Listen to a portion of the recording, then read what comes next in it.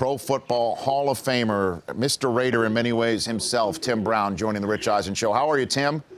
I'm Rich. Good, Rich. How are you doing, brother? I'm doing fine. When you hear that music and you hear that Autumn Wind is a Raider poem that Steve Sable wrote, what does that bring up for you in terms of memories, Tim? Oh, man, it's just one of those things that makes me stop in my place every time I hear it. It's really music to my ears, man. It's back in the day, I used to know it. I don't forgot it now.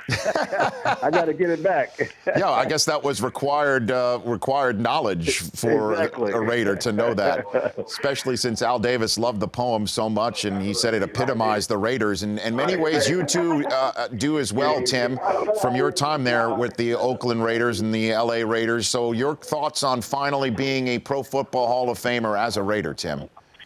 Man, it's just a great feeling, Rich.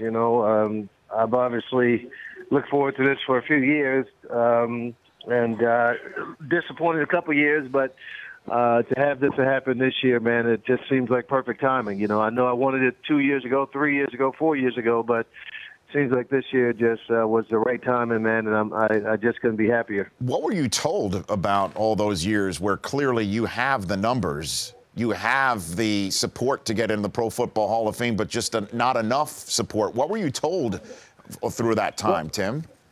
Well, originally when I was coming out, everybody was saying, "Hey, you're going to be a first ballot Hall of Famer."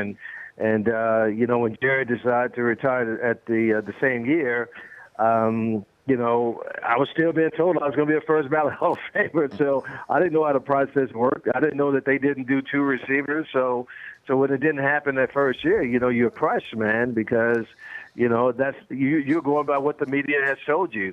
So the next 2 years, they didn't put a receiver in at all. So Andre, Chris, and myself was sitting out there, and I think those were the most frustrating years because we didn't see any movement at our position. But when Chris went in and then Andre went in last year, I felt pretty good this year that if they were going to put a receiver in this year, that they would do the old guy. And, I love Marvin, but, he can wait another year and get in next year. But so I was happy it went that way. Tim Brown, Hall of Famer, Pro Football Hall of Famer, Canton class of 2015, joining me here on the Rich Eisen Show. You mentioned Jerry. He's made a little bit of news lately about saying that back in the day, putting a little bit of stickum on the gloves is something everybody did. What do you say to that, Tim Brown?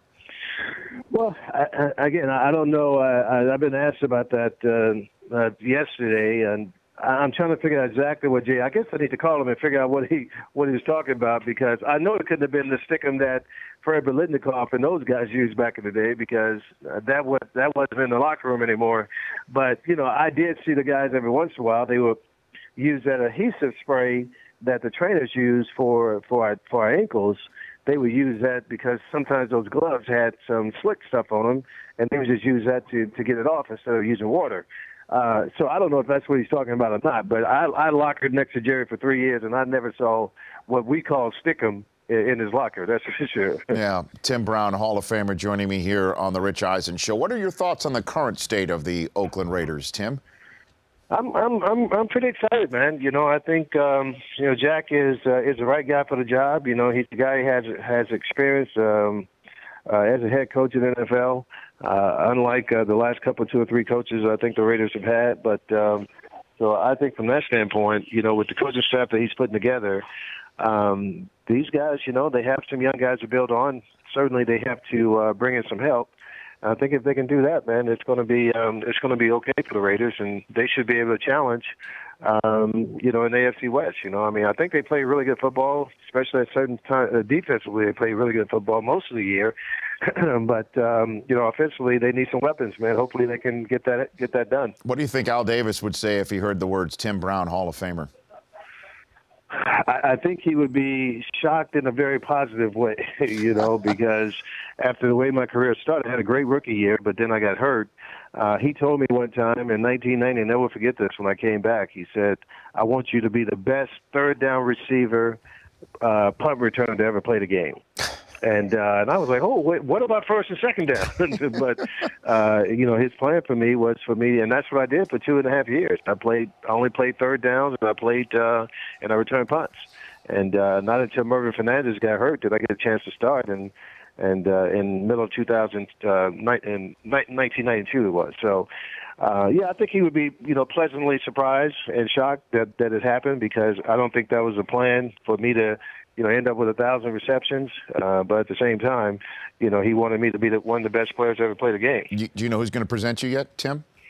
It's going to be my brother, man. He was the one who taught me how to play the game, and his passion for the game when I was young became my passion. He's 8 years older, and so from that standpoint, I think he'll be the one to get it done. And you've already sat for your bust. I think I read that. Is that true story, Tim Brown? Yeah, this is really like a whirlwind deal, dude. I mean, 24 hours after after the Super Bowl, you're sitting in front of the guy with the bus, and they're measuring your lips and your nose and all that stuff, man. So it's like, okay, hold on, let me just digest this for a minute. But you get measured for your jacket, your ring, the bus, man. It was pretty incredible stuff. No kidding. So they've already sized you up for everything right now. Oh yeah. I mean, they got to do some more adjustments with the bus, and maybe one or two more things with the jacket. The ring is done. We won't get it. The ring is the easiest thing to do, but it'll be the last thing that we get, because we don't get that until present it at the game. Well, Tim, listen, congratulations. You deserve it. You deserved it earlier, but you got it. Better late than never. And you're going in with a fellow Golden Domer, which, as a Michigan guy, as you know, it's a little too much for me. But I'm a professional. I'm just going to suck it up, and I'm going to enjoy the weekend, okay? Hey, Rich, I appreciate that, man. I appreciate the time. Always, always. Thank you for calling in. That's you bet. That's Tim Brown, Pro Football Hall of Famer. The Rich Eisen Show, weekdays at noon Eastern. On Audience.